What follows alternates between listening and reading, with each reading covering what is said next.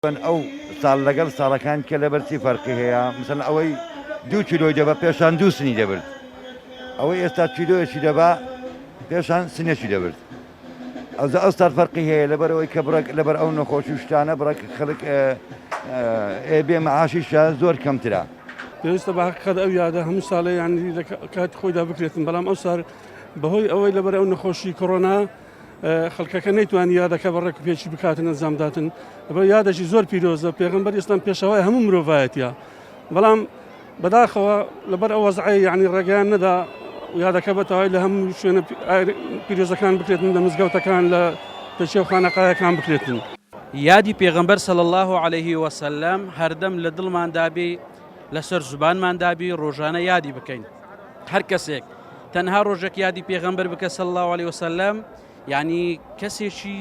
باش نییە زۆر باش نییە